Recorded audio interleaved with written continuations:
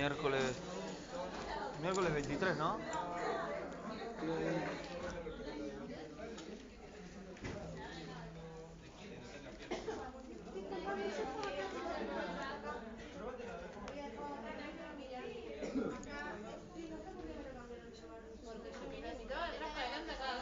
Pero.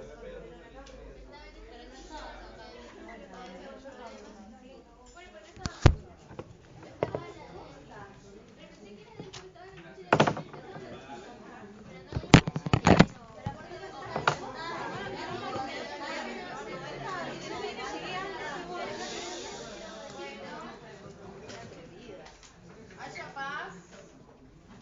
Se ve así, si abren un poquito más allá para que se pueda ver la imagen que voy a trabajar con la tele. ¿Que baje? No, al revés. Porque digo, no ve para escribir. Vos sí.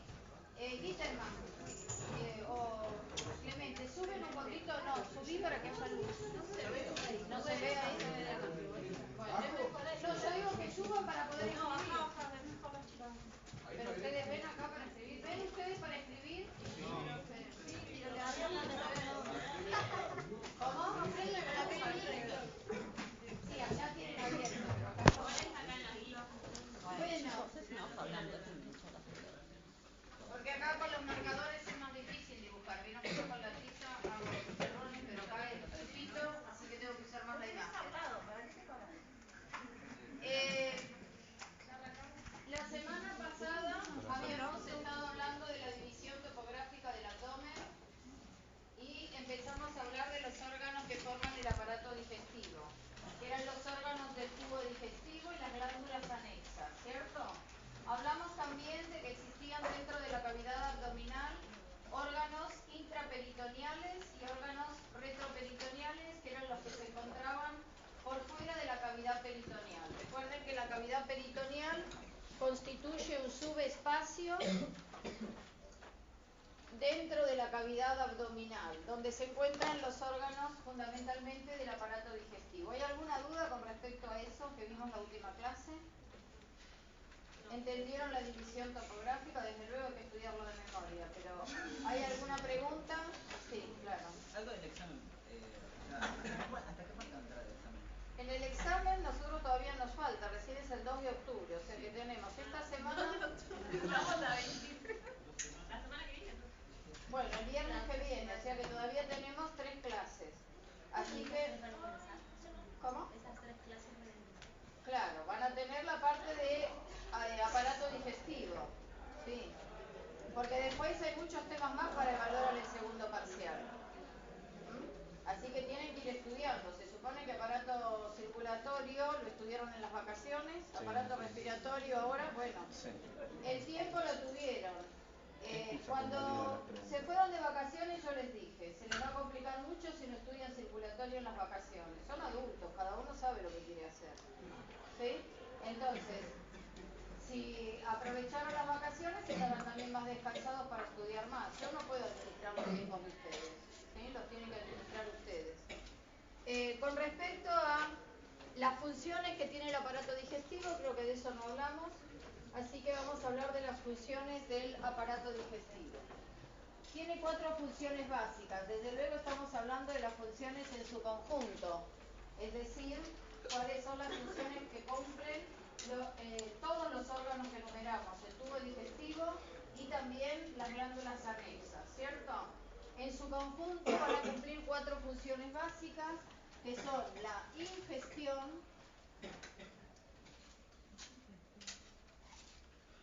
la digestión, la absorción y la egestión o eliminación.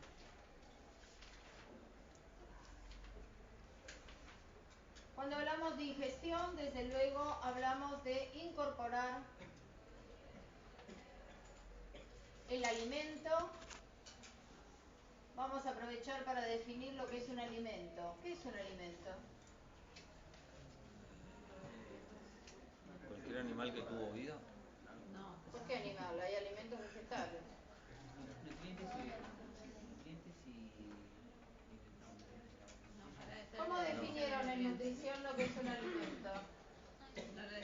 No, eso. Ni el año pasado, profe. De una manera simple podemos decir que es todo aquello Que nos aporta nutrientes. que aporta materia y energía.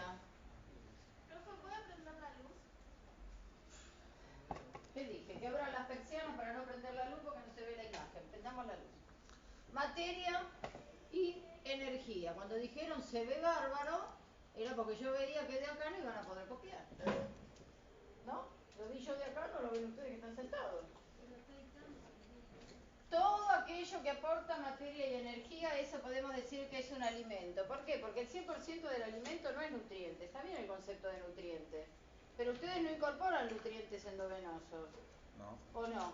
Ustedes incorporan cápsulas de oxígeno, de glucosa, no, comen algo. Eso que comen es un alimento. Que dentro de ese alimento va a haber algunos que desde luego tienen más aporte de nutrientes y otros que tienen menos.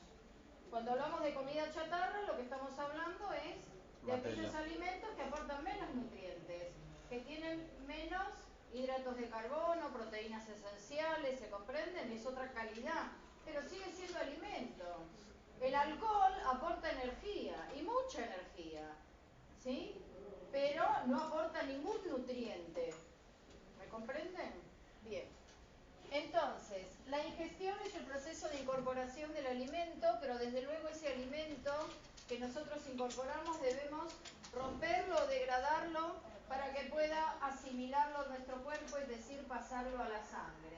Por lo tanto, la digestión es una parte o una de las funciones del aparato digestivo que será la de degradar las sustancias. Para degradar nosotros vamos a tener dos procesos. Ya sabemos que degradar es romper, o sea, parto de una sustancia compuesta para transformarla en una sustancia simple. Y entonces vamos a tenerlo por dos procesos, lo que llamamos digestión mecánica o degradación mecánica y lo que llamamos la digestión química, ¿sí?, del alimento. La acción mecánica, desde luego, se refiere a la acción muscular. Y la acción química se refiere a la acción de las enzimas.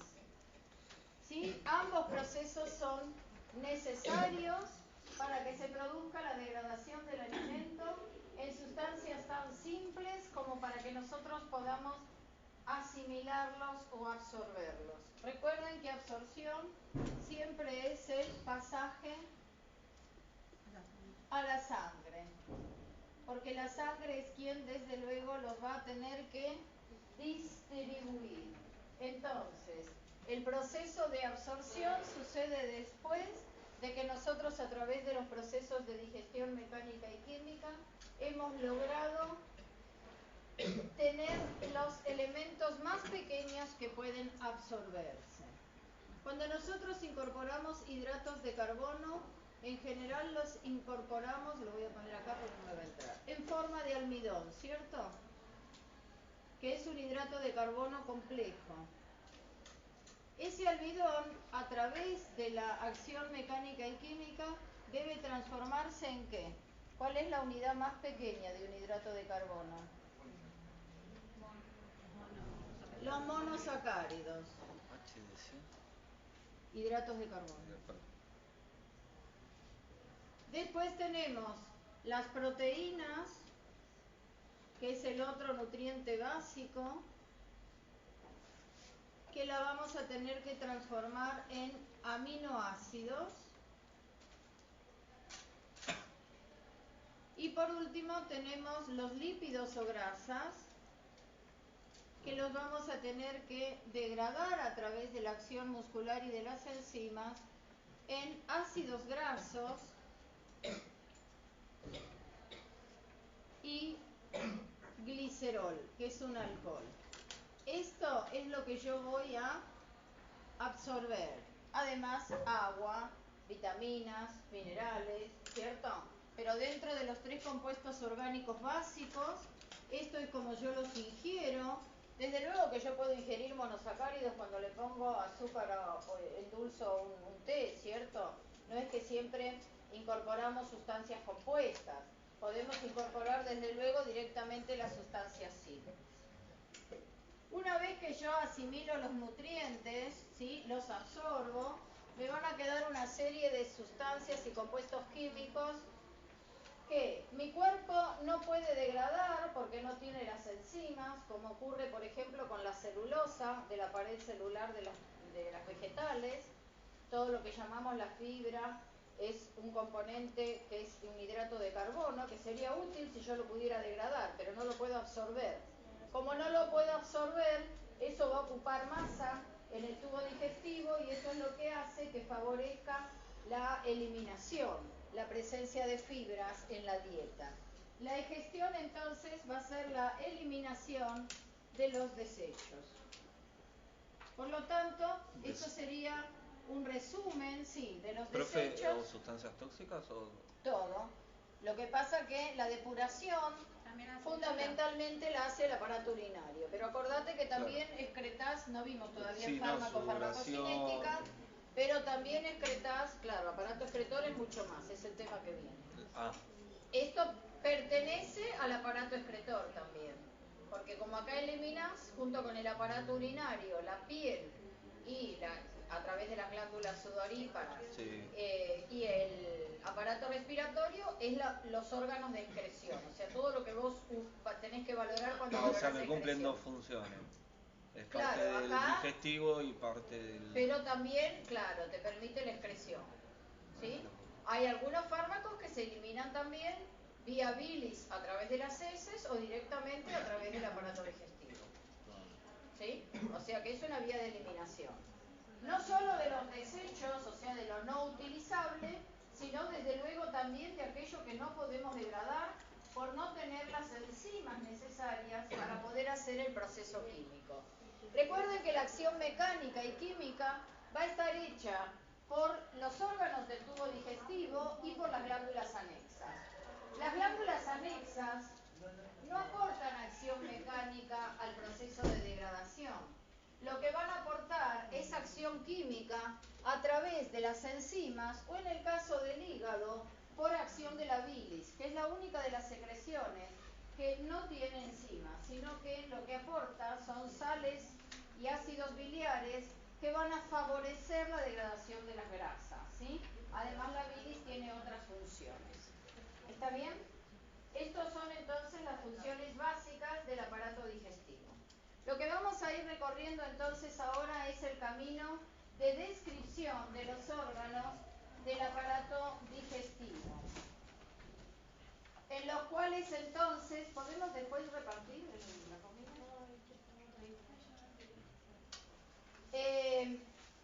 Los órganos del aparato digestivo nosotros los vamos a ir describiendo uno a uno y vamos a ir viendo dónde están ubicados, qué funciones cumplen y al final, después del parcial, vamos a hacer la integración de todo el proceso.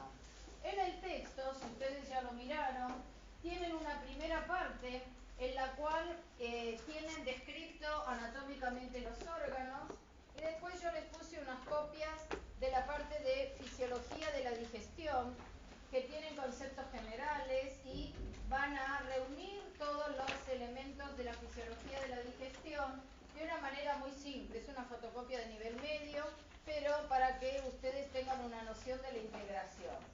En la ejercitación van a ver que tienen varios dibujos en los cuales vamos a ir viendo la estructura de los órganos principales, pero además tienen al final de la ejercitación un cuadro de integración que muchas veces los chicos lo van completando mientras nosotros vamos explicando cada uno de los órganos. Van a ver que cuando yo describa la anatomía de los órganos, vamos a ir puntualizando en ese órgano qué etapa del proceso de digestión general se cumple, ¿sí? Piensen que tenemos que recorrer este camino, desde el ingreso hasta la salida. Por lo tanto, lo que vamos a ir viendo es cada uno de los órganos, si tiene acción mecánica o digestión mecánica, si tiene acción química y si tiene absorción. Por eso, en el cuadro que tienen al final para la integración, lo tienen distribuido de esa manera. Tienen en la primera columna los órganos y después tienen digestión mecánica, digestión química y proceso de absorción. ¿Sí? Que desde luego tienen que ir completando. O lo completan al final, ¿cierto? Pero si lo van completando, después hacen una integración final. De esa manera vamos a desarrollar el tema. ¿De acuerdo? Algunas cosas, lo que tienen desde luego es una imagen de la boca. De la boca ya habíamos hablado, porque cuando hablamos de faringe, hablamos de la cara posterior de la boca y estuvimos describiendo un poco la boca. Vamos a hacer entonces un breve resumen y vamos a ver que en la boca yo tengo... Esto acá, para señalar no me resulta. Pero vamos a hacer. Claro, porque así manejo así. Fíjense que la boca tiene una zona periférica en forma de herradura, que es lo que llamamos la hendidura de la boca, que va a estar entre los labios y las encías con los dientes. Y después tenemos la cavidad bucal propiamente dicha, que es lo que tienen mayormente en la imagen. En la parte central la parte del techo de la boca, acuérdense que el techo de la boca, toda la boca está revestido por mucosa. El techo de la boca estaba formado por ¿qué huesos? Los palatinos y los maxilares superiores, ¿cierto? Hacia atrás, esa mucosa de la boca, dijimos, formaba una estructura que habíamos descrito como el velo del paladar. En el velo del paladar teníamos una úvula, que era la porción central, lo que vulgarmente denominan la campanilla, y los pilares del velo del paladar, con las amígdalas palatinas entre medio de los pilares. ¿Este orificio cómo se llamaba? No, el orificio que estaba entre los pilares del velo del paladar, que va a comunicar con la faringe. No, la fosa de Usted tiene las fosas nasales dentro de la boca. Me parece que es una broma. Si no, mírese al espejo. Istmo de las fauces. El istmo de las fauces era el orificio de comunicación entre la boca y la bucofaringe o garganta. Cuando explicamos faringe en aparato respiratorio, que desde luego no voy a volver a explicar ahora, habíamos hablado de esto, por eso lo estoy viendo rápido, porque esto ya lo vimos, ¿sí? El istmo de las fauces es el orificio de comunicación entre la boca y la garganta o bucofaringe. En el piso de la boca, desde luego yo tengo la lengua, hay un arco óseo formado por la mandíbula o maxilar inferior y los músculos suprayoideos, que son los que van a cerrar la hendidura de la boca, formando lo que es el piso de la boca, ¿sí? A nivel del segundo molar superior, a esta altura, el conducto de excreción de las glándulas parótidas va a verter constantemente pequeñas cantidades de secreción o saliva, y si se levanta la lengua por debajo, hay dos pequeños orificios a los lados del frenillo donde van a desembocar las otras glándulas salivales. Las glándulas salivales eran 3 pares de glándulas que son las primeras que actúan en el proceso químico de digestión, vertiendo su secreción hacia la boca. En la boca va a llegar este conducto, que es de la glándula parótida, que se encontraba por delante, las habíamos mostrado la semana pasada, por delante del conducto auditivo externo, y en la parte inferior, por debajo del maxilar inferior, tenemos la glándula submaxilar y por debajo de la lengua la glándula sublingual. De esa manera, por debajo va a verter su contenido las glándulas salivales. ¿Qué procesos se realizan en la boca? Muy bien. Vamos a tener acción química y acción mecánica. ¿Estás bien? Más. Bueno, ¿querés ir a tomar el té?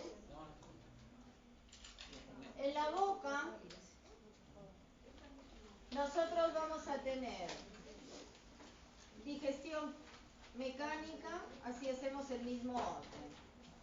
Dentro de la acción mecánica tenemos el proceso de masticación. La masticación es el proceso por el cual nosotros podemos cortar, desgarrar y triturar el alimento. Es como si nosotros nos pasáramos por una procesadora. Es el único lugar en el cuerpo que yo tengo una acción mecánica tan franca que me va a permitir a mí ese bocado que yo me metí en la boca, romperlo en pequeñas fracciones que puedan ser atacadas por las secreciones digestivas. La primera secreción digestiva que la va a atacar es la saliva, pero desde luego va a ir, mientras recorre el tubo digestivo, siendo atacado por otras secreciones. No hay dientes en otro lugar que puedan romper o degradar. Cuando yo trago entero he perdido la oportunidad de hacer una correcta degradación después del alimento, o el estómago será el que tiene que luchar contra ese elemento como para poder empezar a degradarlo. La masticación, además, junto con la saliva, me permite, o el proceso de insalivación, es importante para facilitar el proceso de deglución, pero también la saliva cumple con la importante función de mantener lubricada la boca, que yo pueda modular una palabra. Todo eso depende, desde luego, de una buena insalivación, de una buena humedad, que además, cuando yo incorporo un alimento seco, que aunque esté seco, desde luego tiene un componente de agua, ya vamos a ver cuando hagamos equilibrio hídrico que el alimento no solo es ingreso de agua cuando nosotros incorporamos una infusión o el agua directamente, sino que el alimento siempre tiene una cierta o determinada cantidad de agua. Entonces, la insalivación favorece la deglución y desde luego ahora vamos a ver qué acción química tiene. Por último, yo tengo aquí como acción mecánica la primera etapa de la deglución. Deglución era un tema que vimos también en faringe, en el cual dijimos que el alimento va a ser empujado. Si querés anda a lavarte la cara, pero durmiendo acá, Cruz, no. Anda afuera, por favor. Todas las clases pasa lo mismo. Empujamos con la lengua el alimento hacia atrás, y una vez que lo llevamos hacia atrás, ese alimento, cuando impacta a nivel de la pared posterior de la boca, desencadena un mecanismo reflejo.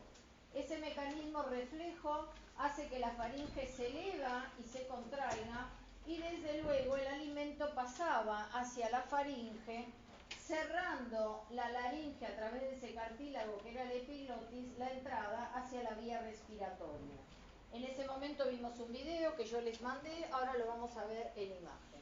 La primera etapa de la deglución era la etapa voluntaria, porque desde luego nosotros empujando el alimento con la lengua hacia atrás es la manera que tenemos de empezar o iniciar o desencadenar el reflejo de la deglución, ¿sí? Que es la etapa que desde luego es involuntaria y yo no puedo revertir. Una vez que ya lo tengo atravesado en la garganta, desde luego tengo que hacer o un esfuerzo para eliminarlo, o si no, automáticamente va a pasar hacia la faringe. Desde el punto de vista químico, nosotros tenemos aquí a la saliva, y en el proceso de degradación interviene una enzima, que es una enzima que va a ser amilolítica. ¿Vieron alguna terminología en nutrición de las enzimas? No. Entonces, hay distintas formas de nombrar a las enzimas. Muchas enzimas tienen nombre propio, ¿sí? Por ejemplo, esta se llama tialina. Hay otras que tienen otros nombres. Para denominarlas se puede utilizar el sufijo asa al nombre del producto sobre el cual trabajan. Entonces yo acá, en vez de amilolítica, podría decir amilasa, ¿sí? Que es lo mismo. Y en el caso de esto, yo lo que estoy enfatizando con la palabra amilolítica es que es enzimas que lisis es destrucción, que destruyen al almidón, ¿entienden? No les voy a exigir yo los nombres propios de las enzimas, están presentes en el texto, por si en nutrición usan los nombres propios para que no se confundan. Pero vieron que a mí los nombres propios me parece que siempre los confunden y les dan un trabajo extra. Me interesa más que recuerden qué se degrada en cada lugar, más que el nombre propio de la enzima, que probablemente lo olviden. Entonces, aquí solamente con la saliva comienza la degradación de los hidratos de carbono. La primera degradación van a ver que hay que darles mucho como para que yo pueda construir o tener un monosacárido para absorber. Recuerden que yo quiero lograr esto al final del camino, ¿no? Quiero lograr tener esas unidades simples. Desde el punto de vista de la absorción, no hay absorción en la boca, ¿sí? Directamente en el cuadrito, cuando llegue ese momento, si hay, ponen de qué, si no hay, ponen que no. Va a ser un resumen el cuadro, ¿sí? Un resumen que les integre todo el proceso. Entonces, después de que, ¿por qué digo que no hay absorción? Muchas veces voy a hacer una aclaración. Como nosotros vimos en farmacología, la vía sublingual, ¿cierto? Para administrar, ¿vimos o no con ustedes todavía? Sí, lo vimos en otros materiales. Bueno, la vía sublingual, cuando nosotros dejamos el comprimido debajo de... Sí, la última clase di todo vías, ¿no? Mañana es práctico, el viernes.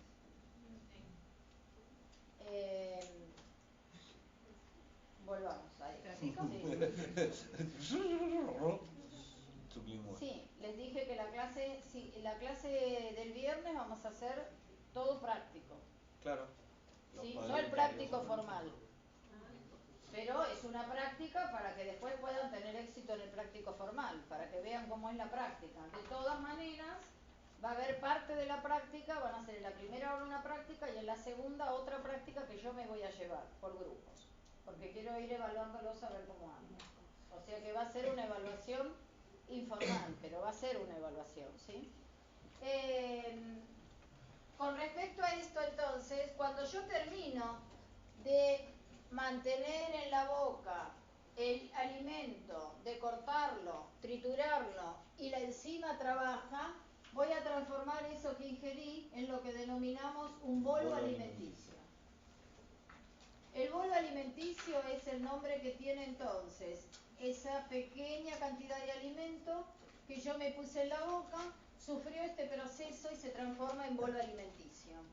El bolo alimenticio, a través del istmo de las fauces, que era el sitio de comunicación con la faringe, va a ir hacia la faringe.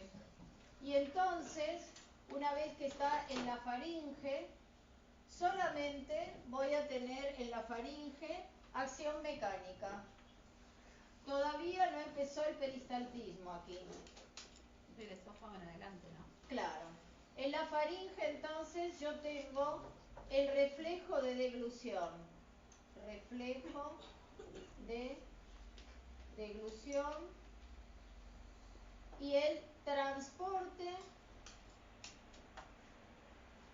del bolo alimenticio, desde luego, hacia el esófago.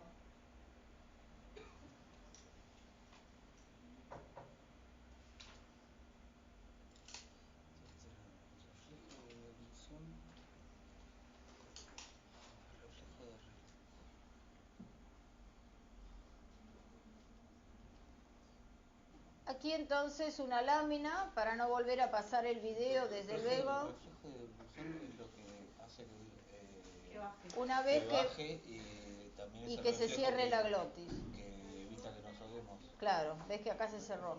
Fíjense en la imagen. Claro, en la imagen, para no volver a pasar el video, pero yo lo subí a la página, o sea que lo tienen lo tienen ustedes el video si lo quieren bajar.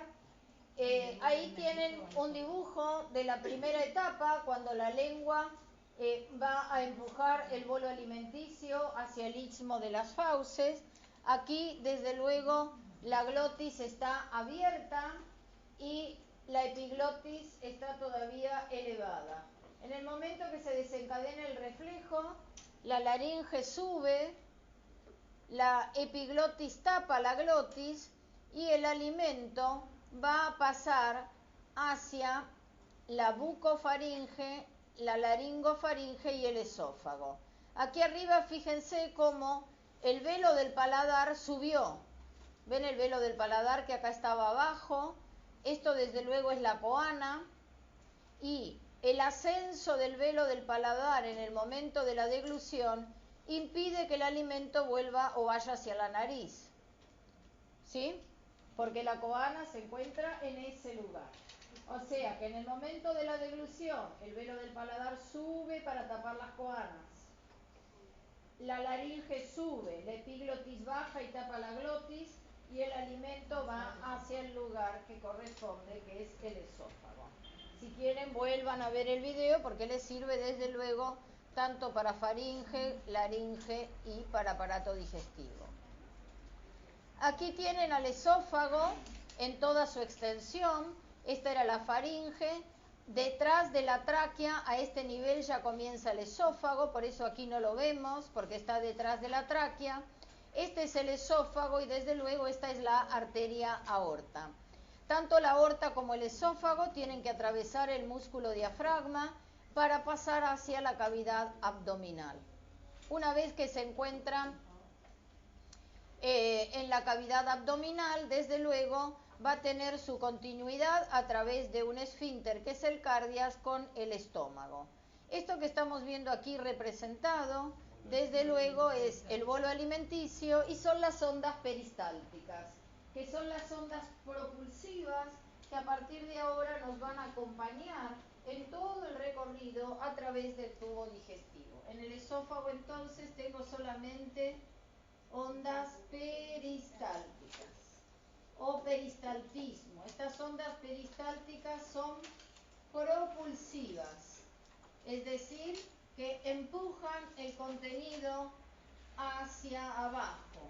Aquí no hay acción química tampoco y no hay absorción, ¿sí? Son órganos de conducción, pura y exclusivamente. Esófago. El esófago entonces, a través del cardias, el bolo alimenticio va a llegar al estómago. Y aquí sí nos vamos a tener que detener un poquito más, porque el estómago, desde luego, es una porción dilatada, fundamentalmente del tubo digestivo, porque allí van a tener que permanecer en el bolo alimenticio un determinado tiempo. Ese tiempo va a ser el necesario y suficiente para que ese bolo alimenticio se transforme en una pasta más degradada y más líquida que vamos a denominar después el quimo. Esa transformación va a ocurrir por acción mecánica del estómago y por acción química de la secreción que va a aportar la propia mucosa del estómago. Los órganos del tubo digestivo son órganos musculares y huecos. Necesito músculo liso para ir empujando el contenido y para que la acción mecánica permita una mezcla del contenido con las enzimas digestivas. O sea que en el estómago nosotros no solo vamos a tener una acción mecánica propulsiva, es decir, que empuje el contenido, sino que voy a tener que tener un cierto movimiento de mezcla para que se amalgamen las enzimas y puedan atacar el bolo alimenticio que acaba de llegar. ¿Entienden? O sea que la acción mecánica no solo empuja, sino que además produce esa acción de mezcla para que se pueda producir la reacción química. Una reacción química no es instantánea. Es lo mismo que yo pretendiera que la ropa se lave en el lavarropa por entrar y salir. La pongo, se llena, hay un proceso en el medio. ¿Qué hace el lavarropa? Chungu, chungu, chungu, chungu. ¿Es así o no? ¿Con qué lo mezcla? Con el jabón que le pusieron. Si no le pongo jabón y lo mezclo con el agua, no pasa nada, ¿entienden? Entonces, mientras va pasando por determinados órganos en nuestro cuerpo el bolo alimenticio, va siendo degradado justamente por la acción mecánica, que el jabón serían las enzimas que se van a meter en cada partecita de ese bolo alimenticio y van a empezar a destruirlo y romperlo para formar aquellas unidades que quiero lograr, que van a pasar a la sangre y que yo voy a poder incorporar y transformar para mi cuerpo. ¿Se va entendiendo? Bien, entonces, vamos a ver primero un poco de la anatomía del estómago. Ustedes tienen un dibujito con todos los nombres y tienen un dibujo para practicar, para identificar y reconocer las partes del estómago. El dibujo que tienen, yo voy a poner uno igual en la pantalla.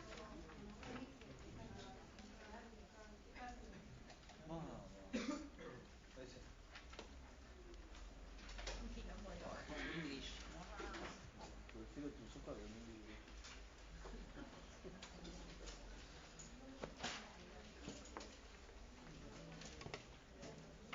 El que quiere lo va completando ahora, el de la ejercitación, como hacemos siempre, o el que no lo deja para completar en casa. Tienen uno con numeritos y que desde luego explica las partes del estómago.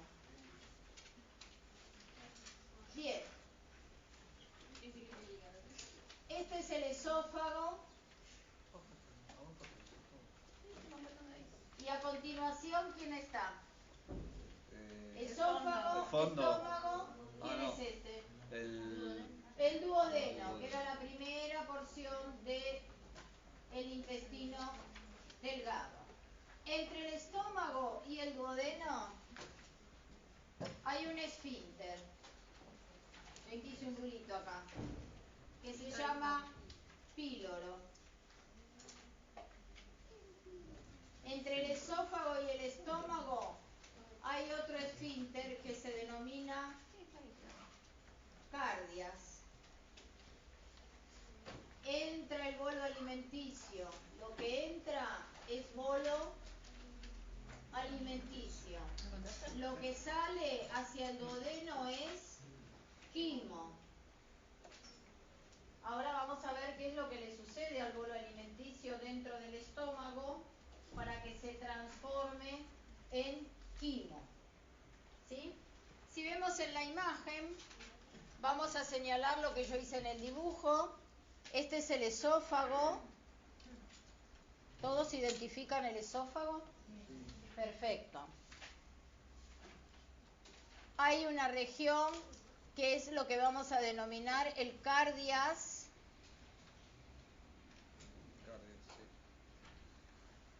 Tienen ustedes dos flechas en el dibujo, porque en una dice cardias, la que estoy señalando en este instante, y esta de arriba dice esfínter esofágico superior. ¿Para nosotros sería esfínter o...? Sí, esfínter, pongan cardias, es suficiente. ¿Qué importancia tiene o qué diferencia tiene el cardias con el píloro? El cardias habitualmente está relajado. ¿Por qué? Porque tengo que permitir el ingreso del alimento al estómago de manera continua.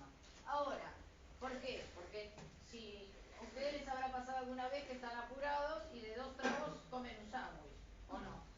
Bien, si yo tuviera el cardias cerrado, ¿es así o no? Porque el esófago es largo y finito, entonces lo tocaría ahí con la boca, no lo puedo empujar. Significa que rápidamente las ondas peristálticas lo depositan en el estómago. Cuando cae uno siente, después lo tengo acá, ¿no? Se siente cuando hago eso, ¿es así o no? Bien, ahí está en el estómago, detenido en el estómago, y ahí va a quedar hasta que el estómago logre trabajarlo lo suficiente como para que el píloro se vaya abriendo y entonces vaya progresando hacia el duodeno, que es la primera porción del intestino delgado. El píloro lo va a encontrar siempre el bolo alimenticio cerrado, cuando la cosa funciona bien. Y recién cuando termina el proceso de degradación en el estómago, el píloro va dejando pasar pequeñas cantidades de quimo hacia el duodeno para que el duodeno siga haciendo su trabajo sobre el alimento. ¿Se entiende? Bien. Ubicación del estómago. Vamos a ubicarnos. Así como está en posición en la imagen, esto es derecho y esto es izquierdo. En la división topográfica del abdomen, ¿es un órgano intraabdominal o pelviano? Intraabdominal. ¿Está revestido de de peritoneo es intraperitoneal o es retroperitoneal. Intraperitoneal, sin miedo. Todos los órganos del tubo digestivo que están en la cavidad abdominal son órganos intraperitoneales. Los que se quedaban fuera eran los que estaban atrás. Los riñones, las glándulas suprarrenales, los uréteres, la aorta, la cava. ¿Se acuerdan de esa imagen? Esos son los que están atrás. Los demás están envueltos en peritoneo y están dentro de ese subespacio que es la cavidad peritoneal. ¿Qué región topográfica ocupan? La del medio y superior, ¿cómo se llama? El epigastrio. Epigastrio Y el hipocondrio. y el hipocondrio izquierdo. ¿Sí? Tiene relación con el vaso que está acá. El hígado está acá y el vaso está allá. El hígado en el hipocondrio derecho, que abarca los tres, ¿se acuerdan que era tan largo? Y el vaso en el hipocondrio izquierdo. El estómago está entonces epigastrio, hipocondrio izquierdo. La única manera de aprender los órganos en sus regiones es repetirlo muchas veces. Cada vez que piense un órgano, trato de acordarme dónde está, rememorar dónde está. Y hagan el cuadro, si no lo hicieron, con los órganos que hay en cada cuadrante, que es una manera de tenerlo a tono y leerlo muchas veces. Bien, hacia la derecha el estómago tiene una curva pequeña que vamos a llamar la curvatura menor. Este borde es la curvatura menor. Y hacia la izquierda tiene un borde grande que lo vamos a llamar curvatura mayor. ¿Sí?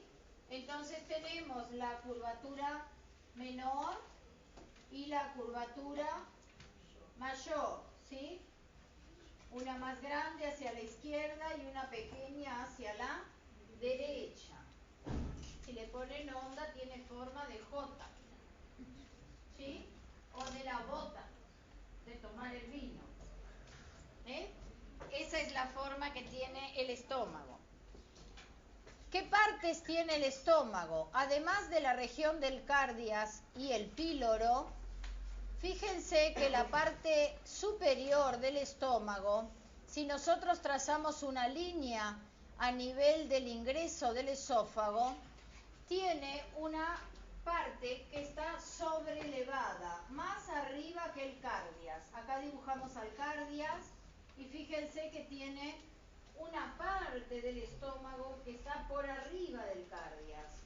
A esto lo llamamos fondo o fundus. ¿Sí?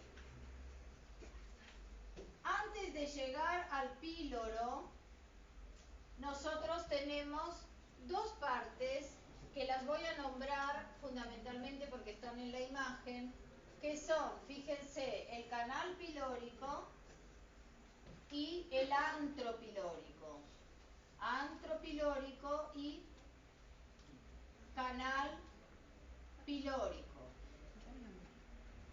Todo esto que quedó en el medio es el cuerpo del estómago. Antropilórico. Entonces, en el estómago tengo fondo, cuerpo, antropilórico, canal pilórico y píloro. ¿Me siguen? Antropilórico. Tienen desde luego todos los nombres en el texto. No, el quimo no está. Sí, está. Pero el quimo no es una parte, es lo que... El quimo es esto. Esto es el quimo. No, que yo me comí una. A ver, perdón.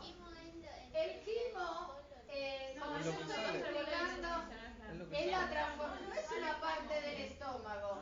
Entra bolo alimenticio y sale quimo.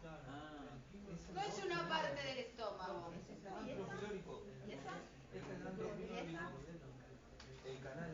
¿Ese es el canal? Ah, porque no parece ¿Entienden o no? ¿Lo confundí con eso? Este es el Lo canal. que yo quise explicar es que al estómago le llega el bolo alimenticio y después del proceso que vamos a ver ahora se transforma en quimo. Eso es lo que quise explicar.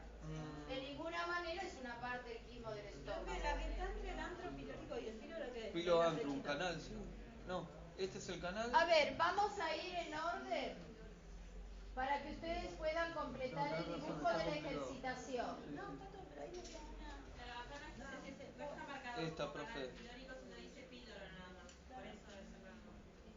Por eso voy de uno a uno para que puedan completar el dibujo de la ejercitación. Miren, voy a ir. Mucosa, ahora lo voy a explicar. Porque acá no sale. Ese es el tema, miren. Bueno, Acá tiene el 8 con esta flecha y esta flecha. bueno, ahora lo voy a explicar.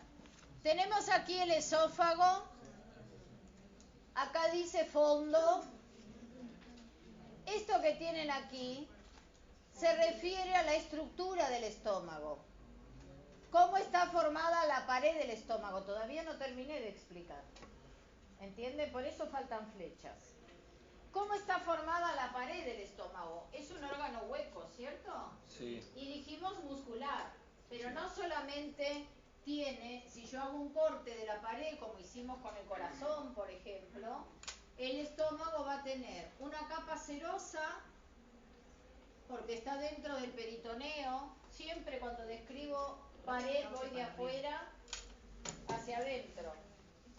Tiene una capa, ¿qué querés sacarlo? Una capa muscular que tiene fibras en 3 direcciones, una capa mucosa, ¿sí? Acá hay una submucosa, no importa, pero no está marcada en el texto, así que lo vamos a dejar así. Entonces, lo que está marcando las flechas siguientes son las capas de la pared. Ustedes saben, ya dijimos en farmacología, que el estómago tiene un pH muy ácido. Entonces, la pared puede verse lesionada por la acidez del pH del estómago hasta la perforación. Por eso les estoy dando, claro, les estoy dando una noción de cómo es la pared, porque esta pared puede ser destruida por el ácido. De la misma manera que si alguien me tira ácido en la cara o accidentalmente me cae ácido en una superficie del cuerpo, ¿qué se hace? Una úlcera profunda, ¿no? Que puede llegar hasta el músculo, es una quemadura que puede llegar a 3er grado, ¿o no? Sí. Sí, ahora vamos a ver que lo hacen, pero cuando ese mecanismo falla, desde luego puede producirse la úlcera. Eso es lo que ustedes conocen como úlcera, ¿sí? Primero hay una erosión y solamente hay sensación de ardor, pero después puede eso progresar. Parece que con eso también incluimos protectores gástricos a veces.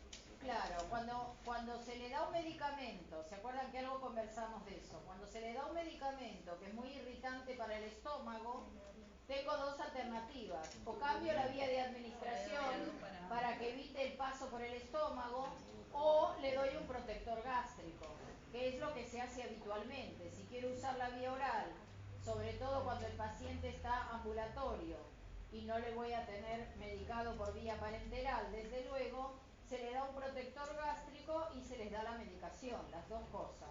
Evitar que se lesione la pared. Entonces, la siguiente flecha, yendo en orden para que no se confundan, dice serosa, que es la capa externa del estómago. Después dice muscular y tienen 3 flechas. Las 3 flechas están marcando cómo son las fibras musculares. No importa, pónganle capa muscular haciendo una llave en las 3 flechas. La siguiente dice curvatura mayor. La siguiente dice mucosa. Lo que está mostrando es cómo es por dentro el estómago. Es la capa mucosa. Tienen 2 flechas, ¿sí? Después tenemos el antro pilórico, el canal pilórico, esfínter pilórico, ¿sí? ¿Estamos? El dibujo, ¿cuál sería? Acá. ¿Dónde dice piloro? ¿El esfínter? Mi esfínter es este. Ah, el de medio. Lo tengo cerrado. En el examen usted nos va a pedir que la 4 o 5 que dice ahí, que son unas capas musculares. Nos ponemos así Que capa pongan muscular. musculares acá.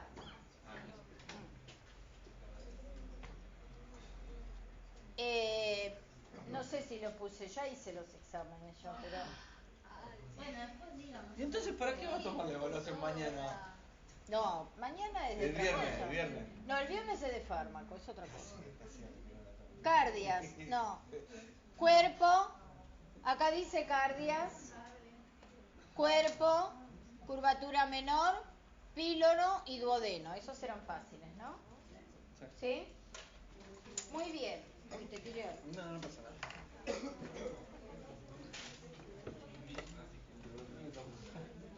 ¿Hasta qué hora te? No me olvido, pero lo voy a, 11:20. lo voy a ver hasta fin de su carrera, le voy a decir hasta qué hora te. Bien, puedo seguir entonces. Qué cara de recreo que tenés. Bien. Vamos a ver entonces qué fenómenos ocurren aquí adentro, ¿sí? Una vez que lo ubicamos, sabemos dónde está, tenemos una idea de qué forma tiene. Dijimos que entra el bolo alimenticio y con el proceso que voy a explicar ahora sale transformado en quimo.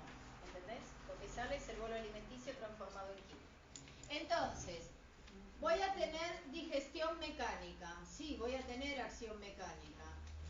¿Qué voy a tener siempre? Ondas peristálticas. Eso hasta el final. Sí. Pero O sea al que... final, cuando pasa para la parte de eliminación en el recto, ¿no es donde actúa el esfínter? ¿Sigue siendo peristaltismo? Va a haber peristaltismo, pero en el colon vamos a Por tener mecánica de además esfínter. las contracciones masivas segmentarias y el reflejo de la defecación. Entonces, ¿cómo se dan cuenta ustedes si el paciente tiene peristaltismo, tiene tránsito o no? Ocultando. Ocultando, ¿no? ¿Cómo se llama lo que escucho? Ruidos hidroaéreos, ¿no? Digo para que lo relacionen. Acá lo vemos como peristaltismo. Eso significa que el paciente tiene tránsito conservado, es decir, que está transitando el alimento. Eso, por eso le decimos el tránsito. Cuando hay mucho ruido está acelerado, cuando se escucha poco está lento el tránsito. Es una manera clínica de que para nosotros podamos percibir esto de una manera sencilla y simple. Pero acá voy a tener también ondas, ya no tengo más tinta, antiperistálticas. Entonces, ninguno de los dos escribe. Las ondas peristálticas van a ir así o no. Las ondas peristálticas. Usted lo dice así. Y van siempre hacia abajo. ¿Y las otras que son como para Y las frenar el otras, periodo de degradación? el esfínter lo hice cerradito yo, ¿ven? Está cerrado. Entonces viene para acá, pero lo encuentra cerrado. Vuelve. Y ahí queda. Estas son las antiperistálticas. Las negritas son las peristálticas y las azules, que ya no escribe más, antiperistálticas. Entonces fíjense que hace como el efecto lavarropas, ¿no? Entra, choca acá, sube, choca acá. Va para allá, va para acá. Va para allá, va para acá. ¿Lo entienden? ¿Por qué? Porque este está cerrado. ¿Sí?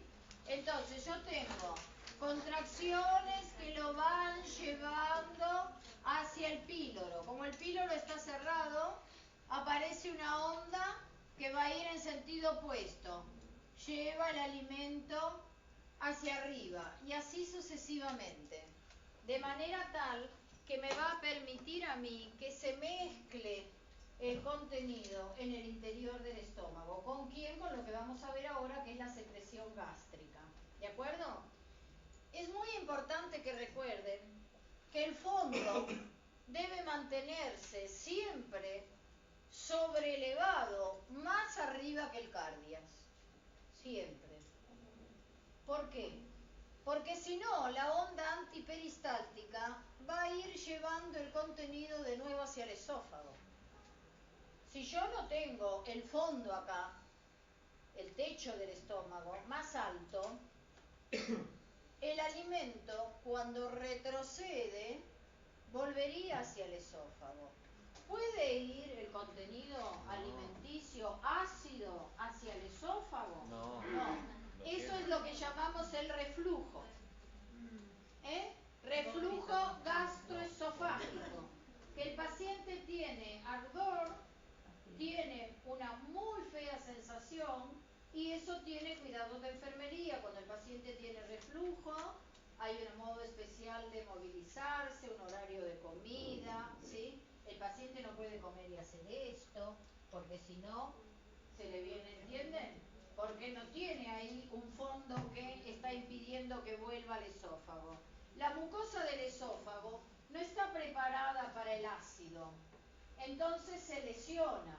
La única mucosa preparada para el pH ácido es la propia del estómago, ¿entienden? Entonces, es importante que esto se mantenga así. Si hay una hernia en el sitio, si está fuera de lugar, el paso del esófago por el orificio del diafragma, ahí es cuando el estómago pierde este ángulo y entonces empieza a haber reflujo.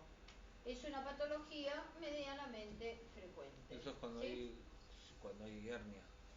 Hernia de hiato de esófago, sí. Y el hiato y orificio es lo mismo, ¿no? Recién vimos que el esófago tiene un pequeño orificio por donde pasa hacia el estómago.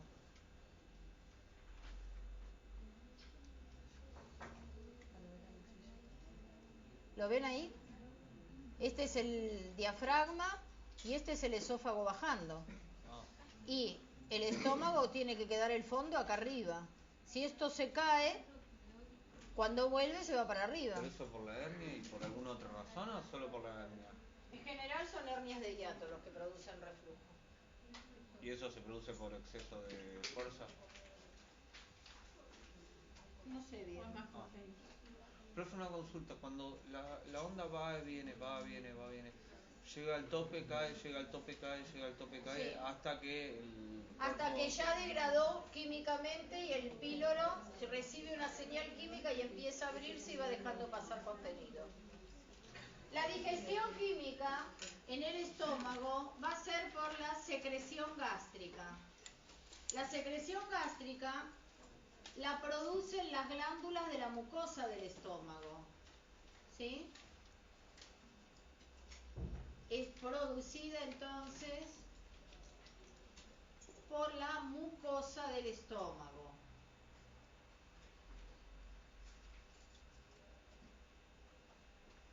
¿Qué va a tener esa secreción gástrica? Tiene ácido clorhídrico, ácido clorhídrico.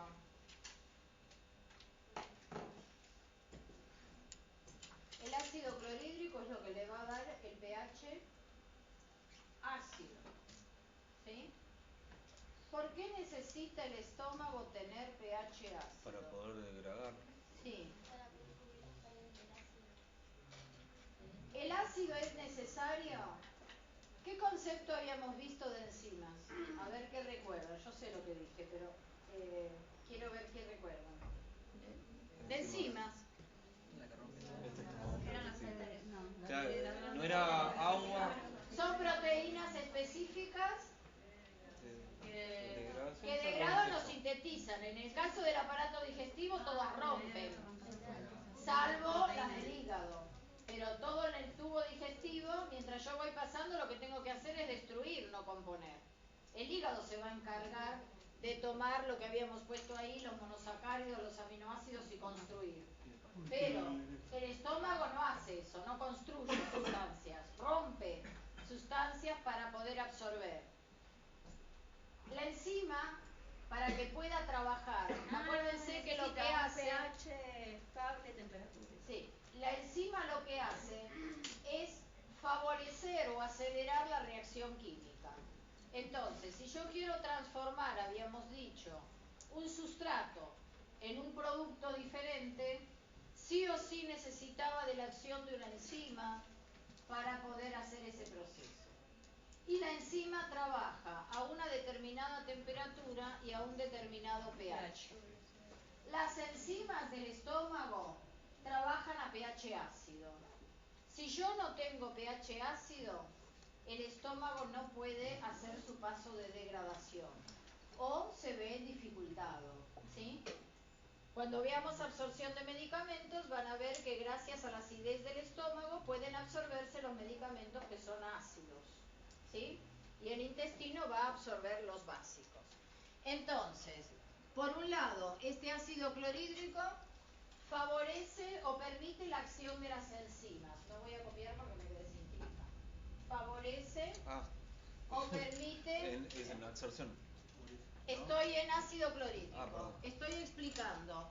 ¿Qué hace el ácido clorhídrico que elabora la mucosa gástrica?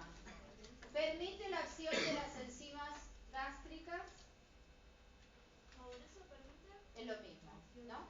La acción de la... creí que me preguntabas por qué había... La acción de las enzimas gástricas. El pH ácido es bactericida. ¿Qué significará que es bactericida? Mata las bacterias. Bien, entonces, muchas de las bacterias que yo ingiero con los alimentos o por accidente pueden ser destruidas por ese medio ácido que se encuentra en el Por estómago. ejemplo, el Tricoli, no, así, ¿cómo era el...? Escherichia coli, la que vimos en la Bueno, tierra. Claro, por eso algunos los podemos matar en el estómago y otros no. Bien. Estamos bien. Además de ácido clorhídrico, la mucosa gástrica elabora moco. Una mucosa. Las glándulas, hay otras células dentro de las glándulas de la mucosa que elaboran moco. ¿Para qué será el moco? Para cubrir y proteger al estómago. Es la única de las mucosas que puede protegerse. Desde luego, ya van a ver, por acción de muchas cosas, puede ser que la mucosa se lesione. La úlcera gástrica y duodenal son procesos relativamente frecuentes. La úlcera, ¿qué es? Cuando se lesiona la mucosa, se rompe, ¿sí? Bien. Además de clorhídrico y moco, hay enzimas para degradar. ¿Para degradar qué? Proteínas. Hay enzimas proteolíticas, que si quieren saber el nombre propio pueden buscarlo en el texto. Enzimas proteolíticas. ¿Qué significará proteolítica? Que rompe las proteínas. Que rompe proteínas. Y lipolíticas. ¿Qué será lipolítica? Los lípidos. Degrada o rompe los lípidos. ¿Sí? Lipolíticas. Hipopótamo, como decía mi. Bueno. Para que complicado. Esto es lo que voy a tener de digestión química aquí. Me falta ver qué absorbe el estómago. Nutrientes. Solamente algunos monosacáridos, agua, en pequeña cantidad, pero absorbe, y alcohol. Esos son, y el alcohol. El alcohol se absorbe en el estómago, por eso es bastante rápido el paso hacia la sangre, sobre todo cuando no hay alimentos que compitan con la absorción. Entonces rápidamente llegan a la sangre y producen su efecto depresor sobre el sistema nervioso central. ¿Estás cansado? Tomate una birra. ¿Sí? Una energía. Bien. También los azúcares del alcohol te hacen. es Vamos. energía, basta. El viernes vamos a completar la descripción de los órganos, vamos a hablar del hígado y la vía biliar, vamos a hablar del intestino delgado y del intestino grueso, ¿sí? La semana que viene, en la primera clase,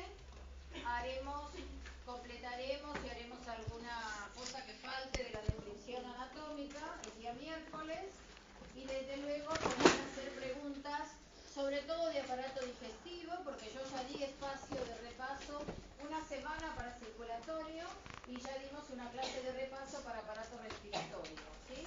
Cada una en su momento. O sea que la semana que viene completaremos el miércoles lo que nos falte de la anatomía y la descripción de los órganos como vamos